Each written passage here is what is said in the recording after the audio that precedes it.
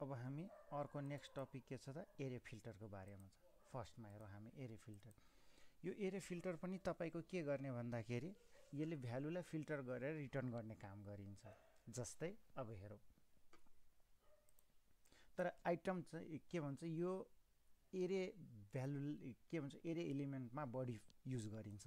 अब हेरौँ फर्स्टमा, जस्तै म के गर्छु भन्दाखेरि यसलाई हटाइदिन्छु। हटाएर 1 1 2 3 4 र अर्को 5। हामीसँग 5 वटा नम्बर छ। अब म यसलाई फोर लुप रन गर्छु। Of EL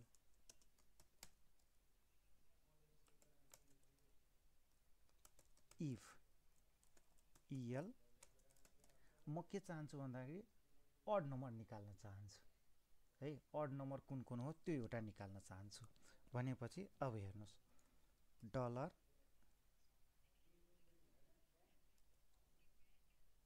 to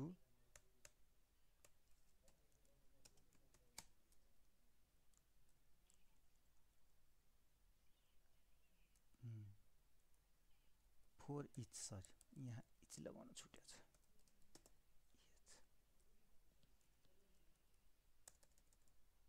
four EACH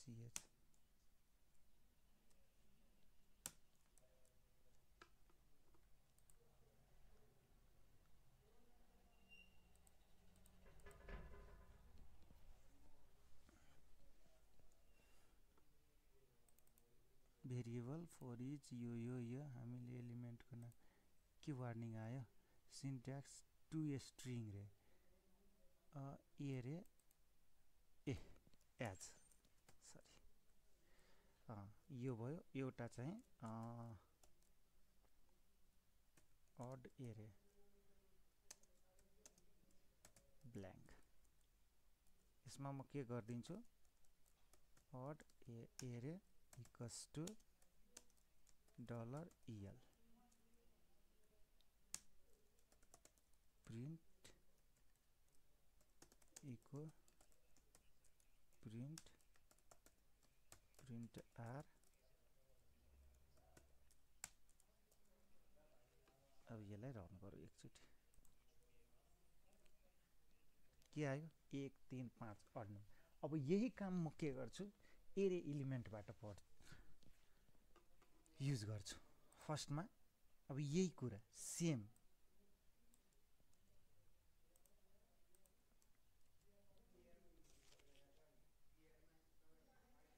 यहाँ राखेर म यही केही सर्टेन यो पार्टलाई हटाइदिन्छु।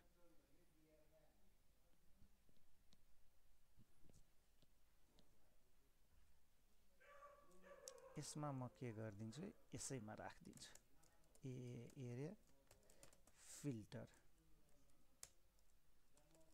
ARR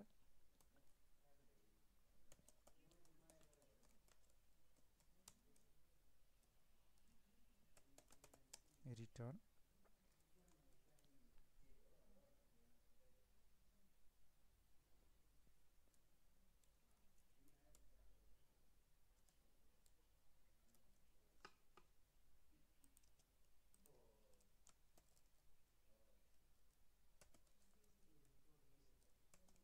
EL टु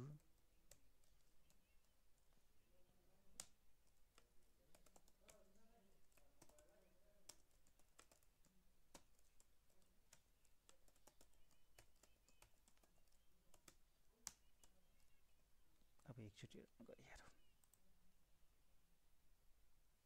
सेम कुरा है।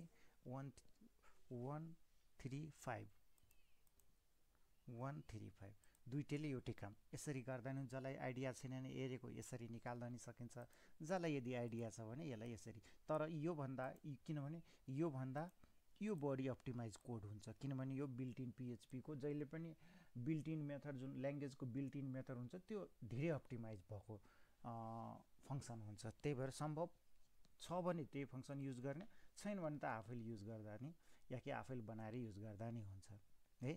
यति बुझिसकेपछि अब यो भिडियोलाई यहीँ समाप्त गर्छौँ र अब यसपछि हामीले लास्टमा रिड्युस भनेर पढ्छौँ के भन्छ एडभान्स एरिया अपरेसनको बारेमा र यो भिडियोको बारेमा केही गुनासो प्रतिक्रिया राम्रो नराम्रो कुराहरू कमेन्टमा लेख्नु होला केही यसमा इम्प्रुभ गर्नुपर्छ त्यसको बारेमा पनि नछुटाउनु होला र अर्को कुरा भिडियोलाई सेयर गरिदिनु होला र सब्स्क्राइब लाइक त छँदैछ र अरू यो हाम्रो बारेमा थाहा पाउनु पर्यो भने भिडियोको डिस्क्रिप्सनमा छ।